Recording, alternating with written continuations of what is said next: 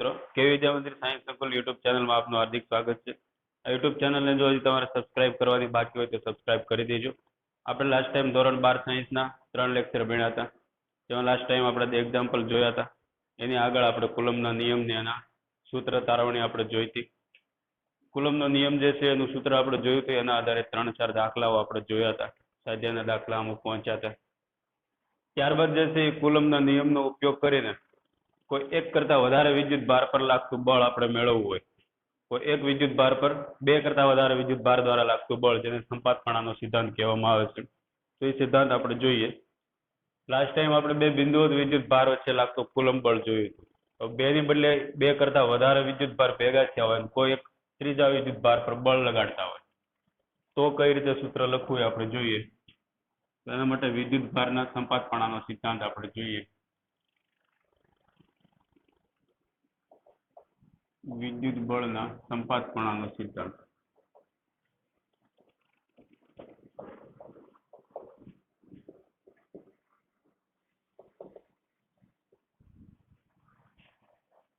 તો સંપાતપણાનો સિદ્ધાંત જે છે એમાં કોઈ એક કરતા વધારે વિદ્યુત ભારો આપણે એક સાથે સંયોજન હોય એવા આપણે લઈએ, એક સાથે પડ્યા હોય તેવા.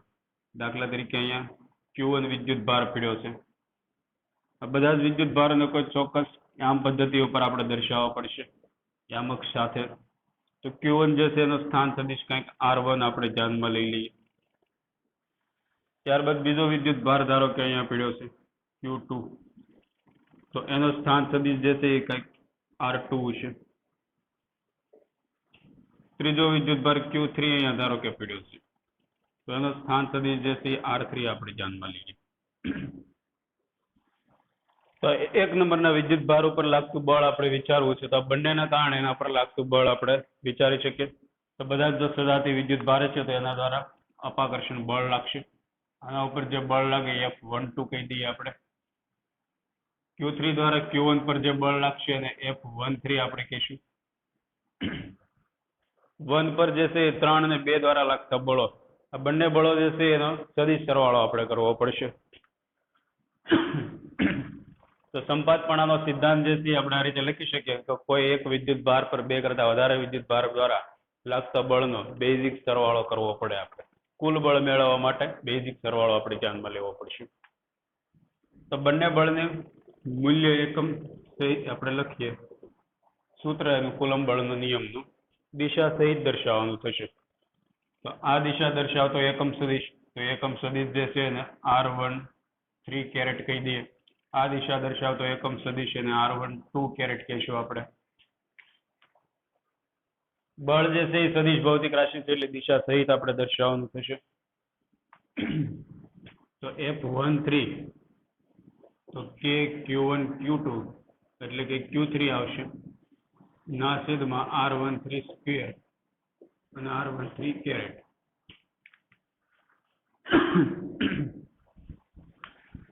તો બળ એક પર લાગતું 3 દ્વારા બળ જે છે આપણે કુલમના સદિશ નિયમ અનુસાર આ રીતે લખી શકીશું. ત્યારબાદ 2 દ્વારા લાગતું બળ આપણે આ રીતે લખી શકીએ.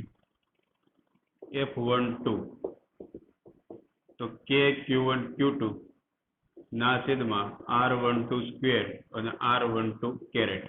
R12 કેરેટ એ દિશા દર્શાવતો સદિશ છે, જે અપાકર્ષણ બળ જે છે એની દિશામાં એકમ સદિશ કહેવાય છે. તો આના પર લાગતું કુલ બળ આપણે વિચારવું હોય F1, તો F12 પ્લસ F13 થશે. તો બંને બળ જે છે એનો સદિશ સરવાળો કરવાનો થશે. તો બંને બળનો સદિશ સરવાળો આપણે આ રીતે કરીશું. K જે છે એની જગ્યાએ 1/4πε0 લખવું હોય તો લખી શકીએ આપણે 1/4πε0 Q1 Q2 R12 square into R12 caret plus K ની જગ્યાએ 1/4πε0 લખીએ Q1 Q3 ના છેદમાં R13 સ્ક્વેર અને R13 કેરેટ. તો બંને બળ જે છે એનો ટોટલ આપણે સદિશ સરવાળો કરવાનો છે. જેટલું કોમન નીકળે એટલું આપણે લઈ લઈએ. તો 1/4πε0 કોમન નીકળશે. ત્યારબાદ એક Q1 કોમન નીકળશે. ત્યારબાદ કાઉન્સમાં જે વધે એને આ રીતે આપણે દર્શાવશું Q2 R12 સ્ક્વેર અને R12 કેરેટ પ્લસ અહીંયા વચ્ચે Q3 Q1 1/4πε0 કોમન નીકળી જશે. તો Q3 R13 square R13 caret. છેદમાં જે છે એ બંને વચ્ચેનું અંતર છે, અંતરનો વર્ગ થશે વ્યસ્ત પ્રમાણમાં, અને દિશા દર્શાવતો એકમ સદિશ આપણે સાઈડમાં લખવો પડશે. આ જે છે એ Q1 છે. તો સૂત્ર જે છે એ ફાઇનલી આપણે લખવું હોય તો અહીંયા સૂત્ર દર્શાવું છું. સિગ્મા સ્વરૂપે આપણે આખું સૂત્ર દર્શાવવું છે. ધારો કે હવે આના ઉપર અપ ટુ n સુધીના વિદ્યુત ભારો પડ્યા છે. હજી કોઈ વિદ્યુત ભાર અહીંયા Qn લઈ લઈએ. એક કરતા વધારે વિદ્યુત ભાર અહીંયા 2, 3, પછી 4, 5, 6 એમાં અપ ટુ n વિદ્યુત ભાર ધારો કે આખો સમૂહ છે. કુલ વિદ્યુત ભાર જે છે Q1, Q2, Q3, Q4 up to Qn છે. ટોટલ બળ જે છે એ પ્લસ અપ ટુ અહીંયા આપણે લખવા પડશે. n નંબરના કણ દ્વારા 1 પર લાગતું બળ. તો અહીંયા જે છે હજી એક સ્ટેપ આપણે એમાં ઉમેરવું પડશે. જો અપ ટુ n માટે આપણે લખવું હોય તો અહીંયા જે છે એ Qn આવી જશે ના છેદમાં R1n સ્ક્વેર અને R1n કેરેટ આવી જશે. તો વ્યાપક સ્વરૂપ આપણે દર્શાવવું હોય બે કરતા વધારે વિદ્યુત ભારો માટે જે એક નંબરના કણ પર લાગતું બળ, આખો કાઉન્સ જે છે એ લાંબુ આ રીતે લખવાને બદલે કોઈ આપણે સિગ્મા સ્વરૂપે વ્યાપક સ્વરૂપ દર્શાવી શકીએ. તો કુલ બળ જે છે હવે આપણે આ રીતે દર્શાવશું કે એક નંબરના કણ પર લાગતું કુલ બળ, જે કોમન વસ્તુ કાઢી હતી આપણે લખીએ તો Q1 ના છેદમાં 4πε0 આટલું કોમન નીકળ્યું હતું. પછી જે છે એક સરખા પદો સિગ્મા સ્વરૂપમાં આપણે વ્યાપક સ્વરૂપ દર્શાવશું એનું. તો એના માટે આપણે સિગ્મા લખવાનું થશે, જેમાં Q2 જે છે એની બદલે Qi લખશું, R1i લખશું, સ્ક્વેર લખશું, અને R1n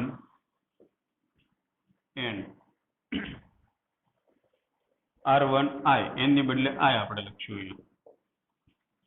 તો i બરાબર જે છે આપણે લખવાનું છે કે i બરાબર આપણી પાસે 1 નથી, પછી સિવાયના બધા પદ છે, 1 સિવાયનું આપણે લઈશું. તો 2 થી શરૂઆત થશે અહીંયા અપ ટુ n સુધી. આનો મતલબ એવો થાય કે સિગ્મા એટલે કે પહેલું સ્ટેપ આપણે i બરાબર 2 કિંમત મૂકવાની, તો Q2 ના છેદમાં Q12 અને R12 સ્ક્વેર પ્લસ કરવાનું, સિગ્મા એટલે સરવાળો, પછી પ્લસ કરી ત્રીજું પદ લખવું હોય તો i બરાબર 3 કિંમત મૂકવાની. તો R13 થશે, અહીંયા Q3 થશે, અહીંયા 13 થશે. i જે કિંમત આવે ત્યાં પછી ક્રમિક 1, 2, 3, 4, 5 એમ ઉમેરતું જવાનું છે, પરંતુ 1 લેવાનું નથી, કારણ કે 1 ઉપર લાગતું કુલ બળ આપણે વિચારવાનું છે. અહીંયા પછીનો ડિજિટ જે છે 2, 3, 4 થી શરૂઆત થઈ છે અપ ટુ n સુધી. તો આ જે છે સંપાતપણાના સિદ્ધાંત અનુસાર વ્યાપક સ્વરૂપ યાદ રાખવાનું છે. કોઈ એક વિદ્યુત ભાર પર અપ ટુ n સુધીના વિદ્યુત ભાર હોય તો એના દ્વારા લાગતું કુલ બળ આ વ્યાપક સમીકરણ દ્વારા આપણે યાદ રાખવાનું છે. તો આના આધારિત કેટલાક દાખલાઓ. ઓકે, તો ઉદાહરણ નંબર 1.6 આપણે જોઈએ. એલ લંબાઈના સંબાધુ ત્રિકોણના શિરોબિંદુ પર 3 વિદ્યુત ભાર Q1, Q2, Q3 દરેક Q બરાબર છે. દરેકની કિંમત Q જેટલી સમાન આપેલી છે. ત્રિકોણના 3 શિરોબિંદુઓ પર મૂકેલું છે. સંબાધુ ત્રિકોણ આપેલ છે. આકૃતિમાં દર્શાવ્યા મુજબ ત્રિકોણના મધ્ય કેન્દ્ર પર મૂકેલો વિદ્યુત ભાર કેપિટલ Q પર લાગતું કુલ બળ કેટલું હશે તે આપણે ગણવાનું છે. તો ઉદાહરણ નંબર 1.6. એક ત્રિકોણ આપણને આ રીતે આપેલો છે. ત્રિકોણનું નામ અહીંયા આપણને ABC આપેલું છે. ત્રણેય ઉપર વિદ્યુત ભાર Q1, Q2 અને Q3 દરેકની કિંમત Q જેટલી જ આપેલી છે.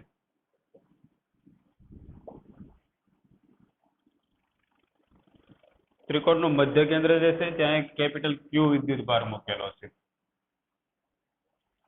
મધ્ય કેન્દ્ર એટલે ત્રણેય મધ્યગાઓનું છેદ બિંદુ.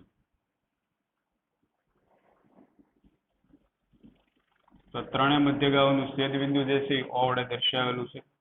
ત્યાં એક કેપિટલ Q વિદ્યુત ભાર મૂકેલો છે. તો આ વિદ્યુત ભાર પર લાગતું કુલ બળ આપણે વિચારવાનું છે. તો બધા જ સજાતી વિદ્યુત ભારો છે, ધન વિદ્યુત ભાર જ છે અહીંયા આપેલા. તો બધા એકબીજા ઉપર અપાકર્ષણ બળ લગાડશે. Q1 જે છે આના ઉપર અપાકર્ષણ બળ લગાડશે. Q1 આને નીચે તરફ ધક્કો મારશે. Q2, Q3 આને આ તરફ ધક્કો મારશે અને Q2 જે છે આ તરફ ધક્કો મારશે. તો ત્રણેય બળ જે છે એ આપણે લખવા હોય તો આ રીતે લખી શકીએ. આ જે છે F ઓ પર લાગતું બળ એ દ્વારા FO એ આપણે લખી શકીએ. આના દ્વારા લાગતું બળ આ દિશામાં હશે FOB. આના દ્વારા લાગતું બળ આ દિશામાં હશે FOC. સદિશ સ્વરૂપમાં ત્રણેય બળ આપણે આ રીતે દર્શાવી શકીએ. બધા જ બળની કિંમત જે છે એ સમાન થશે કારણ કે અંતર જે છે એ સમાન છે. તો અંતર આ કેટલું છે એ આપણે ગણવાનું છે. તો L બાજુ વાળો આપણને સમબાજુ ત્રિકોણ આપેલો છે. તો એના માટે A થી O સુધીનું અંતર કેટલું છે આપણે ગણવું પડશે. તો મધ્યગાનું છેદબિંદુ મધ્ય કેન્દ્ર જ્યાં 2:1 વિભાજન કરતું હોય છે મધ્યગા હંમેશા. તો આ એક બાજુ જે છે આપણે ગણી શકશું. અહીંયા ધારો કે D બિંદુ આપણે આપી દઈએ. તો D બિંદુ આપણે અહીંયા અલગથી દર્શાવીએ. આ રીતે ગણતરી આપણે કરવી છે આ બિંદુની. અહીંયા O બિંદુ છે આપણી પાસે. આ L બાજુ આખું ટોટલ છે તો અડધી બાજુ જે છે L/2 થશે. અહીંથી અહીંયા સુધીનું અંતર ABC.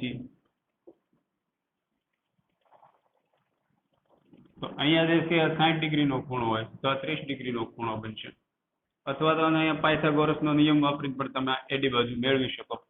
તો ડાયરેક્ટ AD બાજુ અહીં મેળવી હોય તો AC cos 30 થશે. AD બરાબર આનો એક ઘટક પડ્યો AC cos 30 એટલે AD ની કિંમત થશે. AC એટલે L છે અને cos 30 એટલે √3/2 થશે. તો √3/2 L આ AD ની કિંમત થઈ. તો AD લંબાઈ જે છે એ √3/2 L થઈ. તો ત્યારબાદ જે છે આપણે AO લંબાઈ મેળવવાની છે. તો AO લંબાઈ જે છે 2:1 નો રેશિયો અહીંયા હશે. તો એ લંબાઈ જે છે ટોટલ AD જે છે એને 2/3 ગુણાંક જેટલો થશે. તો AO બરાબર 2/3 AD થશે.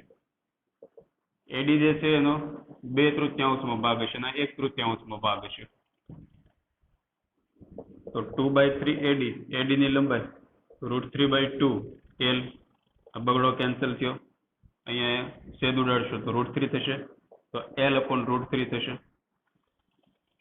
તો AO લંબાઈ જે છે અહીંથી અહીંયા સુધીની L/√3 જેટલી થશે. તો L/√3 લંબાઈ આપણને મળી ગઈ. હવે જે છે ત્રણે ત્રણ બળની કિંમત એક સમાન થશે. અંતર સરખા છે. વિદ્યુત ભાર પણ સરખા છે. માત્ર દિશા જે છે અલગ અલગ છે. તો દાખલામાં શરૂઆતમાં તમારે એક તો AC cos 30 લઈને AD ની લંબાઈ મેળવવાની છે. ત્યારબાદ 2/3 AD કરશો એટલે L/√3 અંતર આપણને મળશે. તો અંતર મળી ગયા બાદ ત્રણે ત્રણ બળની કિંમતો આપણે દર્શાવવાની છે દિશા સહિત. તો ત્રણે ત્રણ બળ જે છે આપણે દર્શાવીએ તો પહેલું બળ જે છે FOA આપણે દર્શાવીએ. એ બળની કિંમત તો કે KQ1 અથવા તો 1/4πε0 K ની જગ્યાએ લખીએ તો KQ1 Q2 એટલે કે સ્મોલ Q અને કેપિટલ Q છે. એમની વચ્ચેનું અંતર આપણને મળી ગયું L/√3. તો L/√3 નો સ્ક્વેર થશે. અંતરનો વર્ગ. બંને વિદ્યુત ભારનો ગુણાકાર. K ની બદલે 1/4πε0 લખ્યું. સદિશ આ રીતે દર્શાવવાનું અથવા તો ડાર્ક કરીને તમારે દર્શાવવાનું. દિશા જે છે એ બળની દિશા અપાકર્ષણ છે તો નીચે તરફની દિશા જેને OA ની દિશા આપણે લખીએ આ રીતે. OA ની દિશા સોરી A થી O તરફની દિશા છે. ત્યારબાદ FOB આપણે લખીએ. તો B દ્વારા O પર લાગતું બળ કેપિટલ Q પર બળ જે છે એની દિશા થશે. તો એની BO દિશા આપણે દર્શાવવાની થશે. બળની કિંમત આટલી થશે L/√3 સ્ક્વેર અને દિશા જે છે BO ની દિશા. ત્યારબાદ FOC O પર C પર રહેલા કણ દ્વારા લાગતું બળ તો 1/4πε0 સ્મોલ Q આનો વિદ્યુતભાર કેપિટલ Q અહીંયા O પર પડેલો છે. બંને વચ્ચેનું અંતર L/√3 થશે. દિશા જે છે C થી O તરફની દિશા. હવે આના પર લાગતું કુલ નેટ બળ મેળવવા માટે ત્રણે ત્રણ બળનો આપણે સદિશ સરવાળો કરીએ તો કુલ બળ જે છે FO O પર લાગતું ટોટલ બળ ત્રણેય બળના બેઝિક સરવાળા જેટલું થશે. O પર લાગતું A દ્વારા બળ, O પર લાગતું B દ્વારા અને C દ્વારા.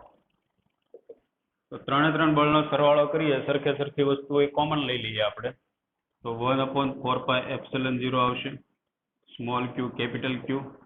L/√3 નો સ્ક્વેર થાય તો L સ્ક્વેર થશે, અને એક √3 નો વર્ગ એટલે અંશમાં એક તગડો જશે, ઇન્ટુ F.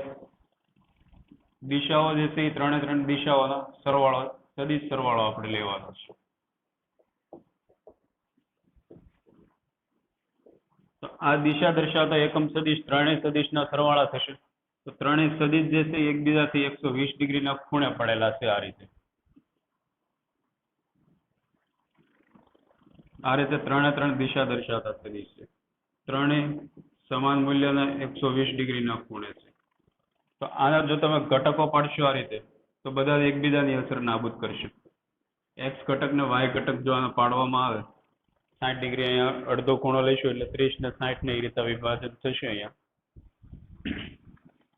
અથવા તો ત્રણેય એકબીજાથી એક સમાન ખૂણે છે, સમાન મૂલ્યના છે, તો નેટ દિશા એની 0 થશે. તો કુલ બળ એના પર લાગતું જે છે 0 છે એવું આપણે કહી શકીએ. તો દિશાનું પરિણામી દિશા જે છે 0 થશે. તો કુલ નેટ બળ આના પર જે લાગે છે એ 0 થશે, કારણ કે ત્રણેય એકબીજાની અસર નાબૂદ કરશે. એક બિંદુએ આ રીતના 120 ડિગ્રીના ખૂણે ત્રણ દોરડા બાંધીને ખેંચો તમે, તો ત્યાં પડ્યો રહેશે. નેટ બળ એના ઉપર 0 લાગશે. તો ઉદાહરણ 1.6, નેટ બળ એના પર 0 લાગશે. આ રીતે દર્શાવવાનું છે. ત્રિકોણ દર્શાવવાનો, સંબાજુ ત્રિકોણ L બાજુ વાળો. સૌ પ્રથમ AD બાજુ મેળવવાની છે. AD બાજુ આપણે કઈ રીતે મેળવી? તો કે 60 ડિગ્રીનો ખૂણો હોય સંબાજુ, તો આ 30 ડિગ્રીનો ખૂણો બને. તો એ AC cos 30 લઈ લો. AC L આપેલ છે, તો એ cos 30 થી આપણને AD ની કિંમત મળી. હવે મધ્યગાઓ હોવાથી 2:1 ના રેશિયોમાં વિભાજન થશે. મધ્ય કેન્દ્ર જે છે એનું વિભાજન એ બાજુમાં 2:1 નો રેશિયો છે. તો 2/3 થાય અને 1/3 થશે. તો 2/3 AD એના આધારિત આપણને L/√3 આ કિંમત મળી ગઈ. ત્રણ સમાન અંતર, એક સમાન વિદ્યુત ભારો છે, તો એ બધા જ વિદ્યુત ભારના બળની જોડ જે છે આ રીતે થશે. તો દિશા સહિત પરિણામી દિશા એ દર્શાવશો તો નેટ બળ જે છે 0 થશે. ઓકે, ત્યારબાદ ઉદાહરણ 1.7 આપણે લઈએ.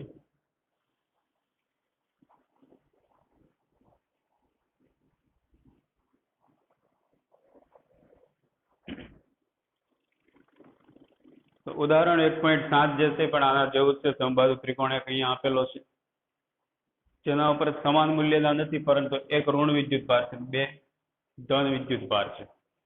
આકૃતિ 1.10 માં દર્શાવ્યા મુજબ બે સ્મોલ ક્યુ અને માઇનસ સ્મોલ ક્યુ વિદ્યુત ભાર સમબાજુ ત્રિકોણના શિરોબિંદુ પર મૂકવામાં આવે. દરેક વિદ્યુત ભાર પર કેટલું બળ લાગશે?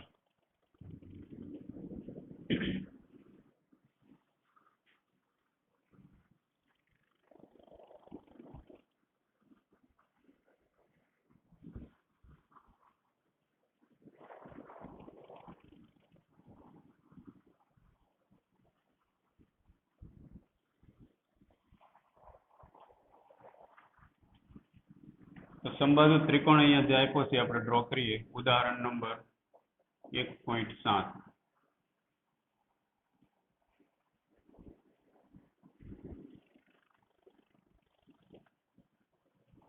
ત્રિકોણ ABC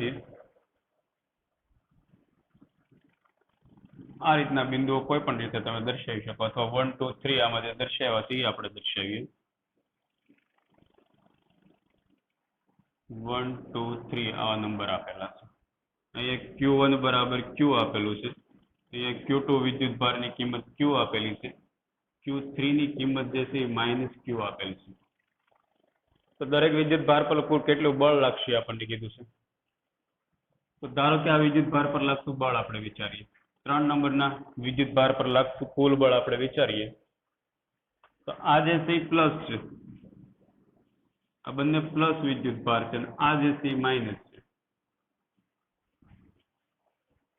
તો આ ધન અને ઋણ વચ્ચે આકર્ષણ બળ થશે.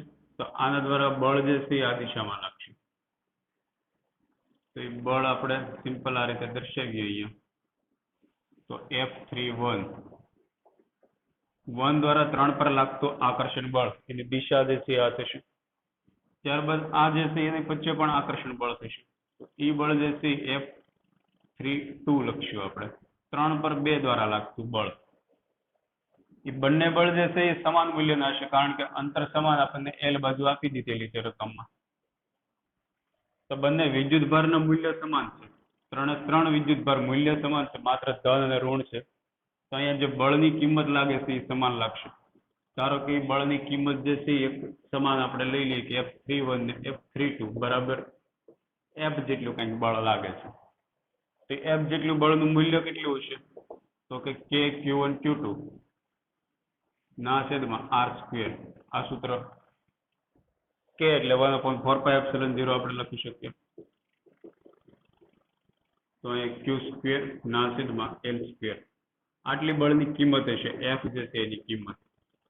હવે આપણે દિશાઓ ખાલી જો નક્કી કરવાની છે કે F31 જે છે આ દિશામાં છે, F32 આ દિશામાં, બંને સમાન મૂલ્યના છે, તો એનું પરિણામી બળ જે છે આ દિશામાં લાગશે F3.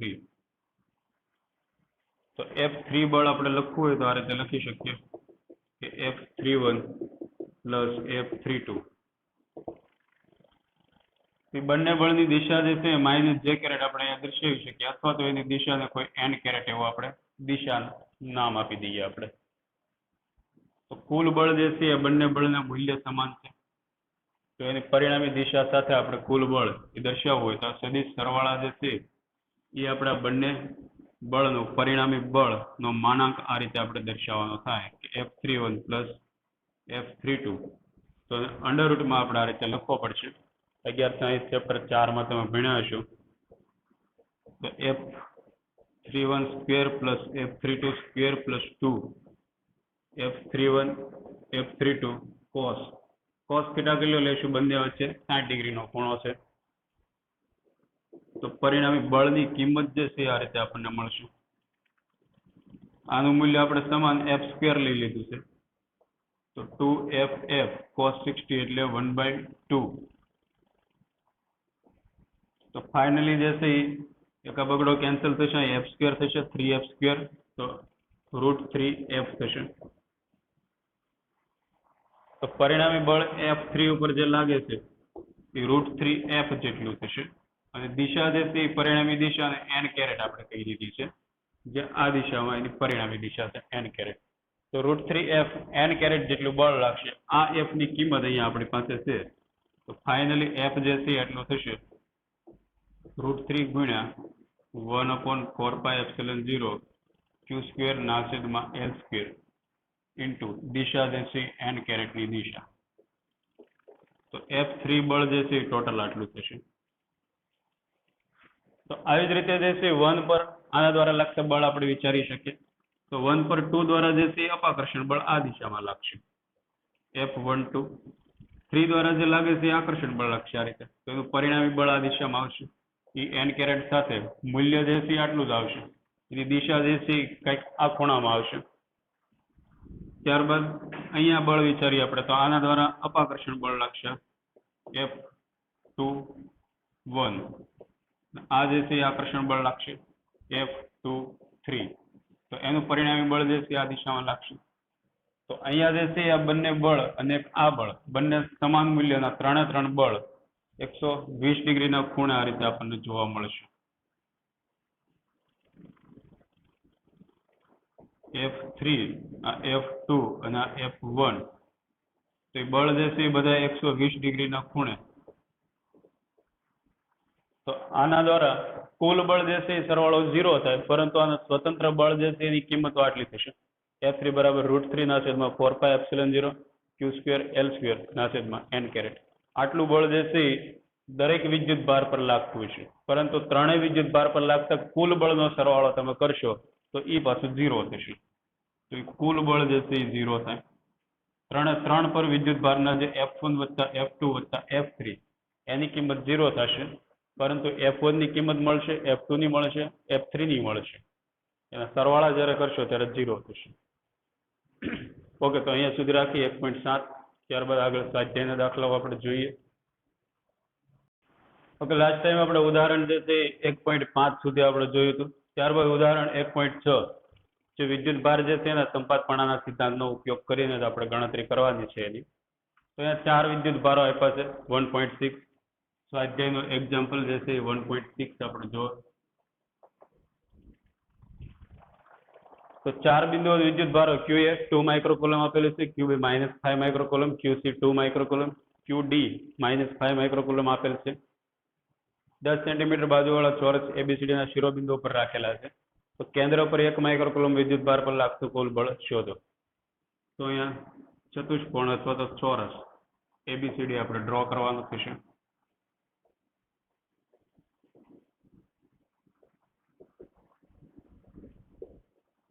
વિદ્યુત ભાર જે અનુક્રમે આપ્યા છે આપણે લખીએ તો QA જે છે એ 2 માઇક્રોકુલમ આપેલ છે,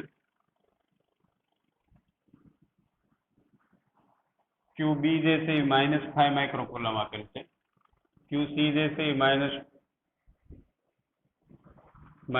માઇક્રોકુલમ 2 માઇક્રોકુલમ આપેલ છે અને QD જે છે એ -5 માઇક્રોકુલમ આપેલ છે.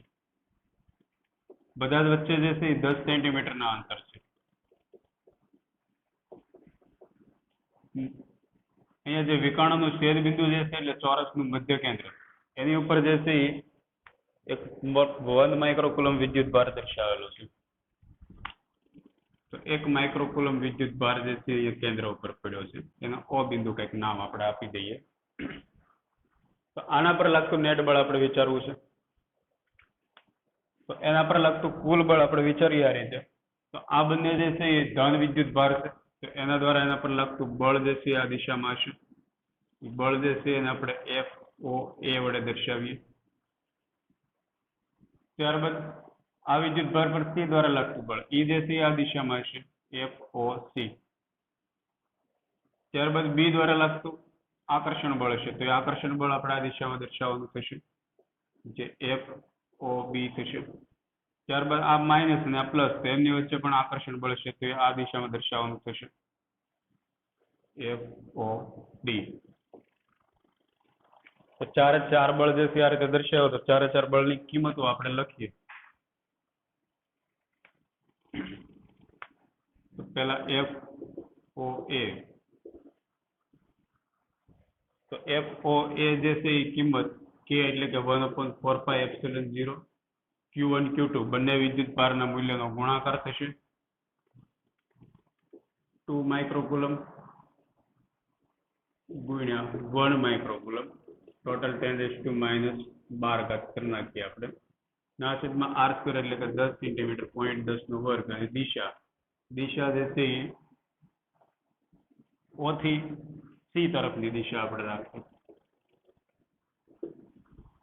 ત્યારબાદ આપણે બીજું સૂત્ર જે છે FOC આપણે લખીએ. તો એ પણ આ રીતે થશે 1/4πε0. કિંમતો સરખી જ થશે. અહીંયા 2 માઇક્રોકુલમ નહીં આવે, અહીંયા 2 અને 1 જ હતા, સામસામે પરસ્પર એકબીજાની દિશા વિરુદ્ધ છે એટલે એકબીજાની અસર નાબૂદ કરશે.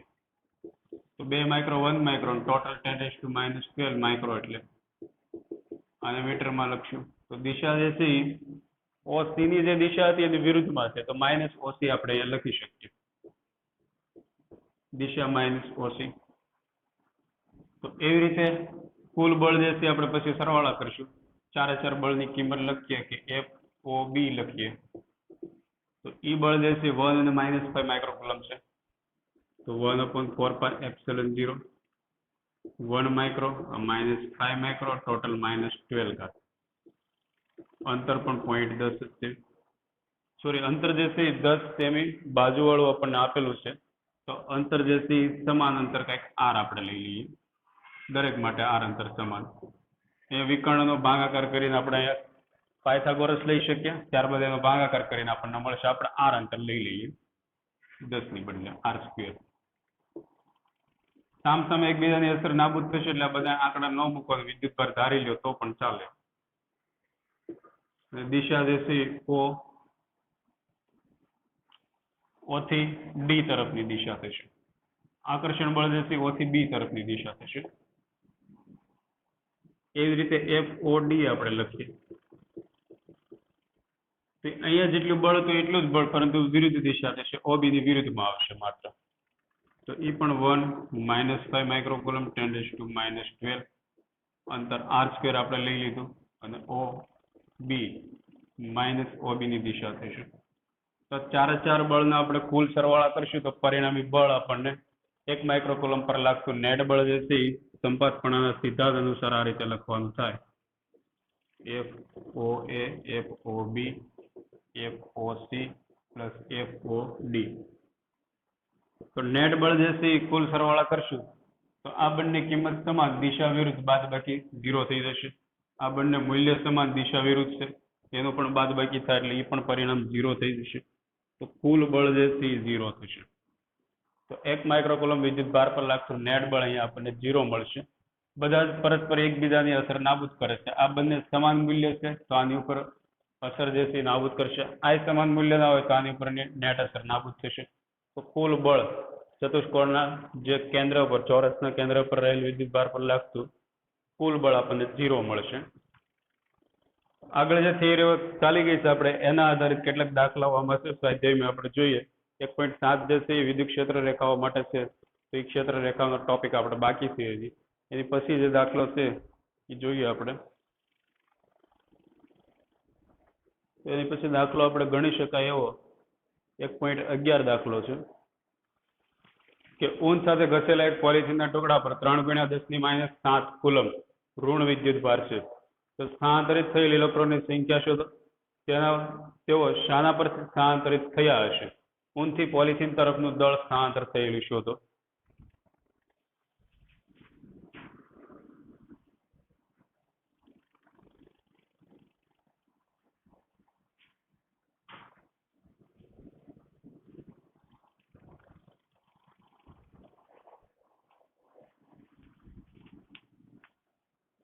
તો એક્ઝામ્પલ નંબર 1.11 ઊન સાથે ઘસેલ એક પોલિથીનનો ટુકડો છે.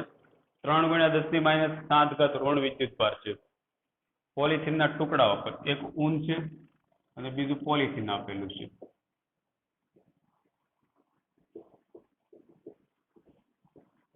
તો પોલિથીનના ટુકડા પર વિદ્યુત ભાર જે છે એ 3 × 10⁻⁷ ઋણ વિદ્યુત ભાર છે. એટલે કે ઇલેક્ટ્રોન ધરાવતો વિદ્યુત ભાર ઋણ વિદ્યુત ભાર પોલિથીનના ટુકડા ઉપર પડેલો છે. તો સ્થાનાંતરિત થયેલ ઇલેક્ટ્રોનની સંખ્યા શોધવાની છે. તો આના ઉપરથી આના ઉપર કેટલા ઇલેક્ટ્રોન આવ્યા? આના ઉપર કુલ ઋણ વિદ્યુત ભાર છે તો ઊનમાંથી ઇલેક્ટ્રોન જે છે એ પોલિથીન પર આવ્યા હશે તો જ આ પદાર્થ ઋણ વિદ્યુત ભારિત થયો. અને આ જેટલો વિદ્યુત ભારિત થયો એટલો જ આ ધન વિદ્યુત ભારિત થશે. આના ઉપર ધન વિદ્યુત ભાર હશે 3 × 10⁻⁷ કુલમ.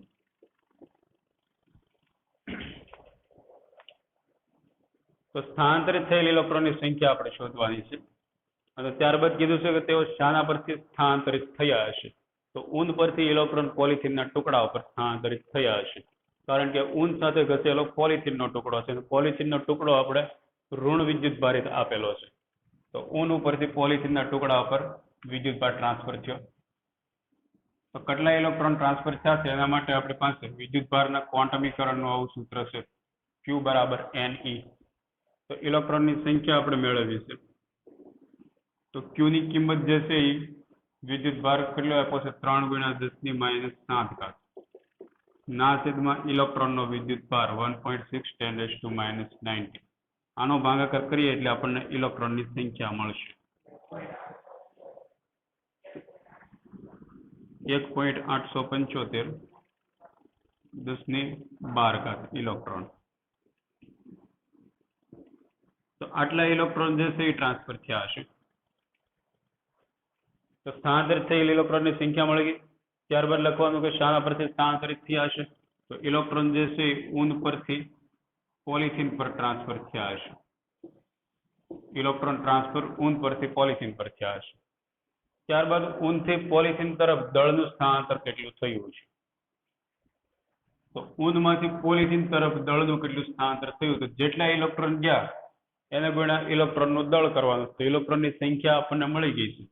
તો સ્થાનાંતરિત થયેલ ઇલેક્ટ્રોનનું દળ એટલે કે M બરાબર કુલ દળ જે છે M બરાબર N ઇલેક્ટ્રોનની સંખ્યા અને 1 ઇલેક્ટ્રોનનું દળ લઈ લઈશું આપણે. તો ઇલેક્ટ્રોનની સંખ્યા કેટલી ટ્રાન્સફર થઈ? 1.875 10⁻12 આટલા ઇલેક્ટ્રોન એને ગુણ્યા 1 ઇલેક્ટ્રોનનું દળ આપણે જાણીએ છીએ 9.1 10⁻31 kg. તો આનો ગુણાકાર કરો તો એટલે કુલ દળ મળશે 17 ગુણ્યા 10⁻19 kg. આટલું દળ જે છે એ ટોટલ ટ્રાન્સફર થયું છે. કોઈ પણ બે પદાર્થને જ્યારે ઘસવામાં આવે ત્યારે કોઈ એક પદાર્થનું દળ વધશે તો સામે બીજા પદાર્થનું દળ ઘટશે, કારણ કે વિદ્યુત ભાર જે છે એ ટ્રાન્સફર થાય છે. વિદ્યુત ભાર એટલે કે ઇલેક્ટ્રોન ટ્રાન્સફર થાય છે, તો ઇલેક્ટ્રોનના દળ જેટલું દળ ત્યાં ટ્રાન્સફર થયું તેમ કહી શકીએ આપણે.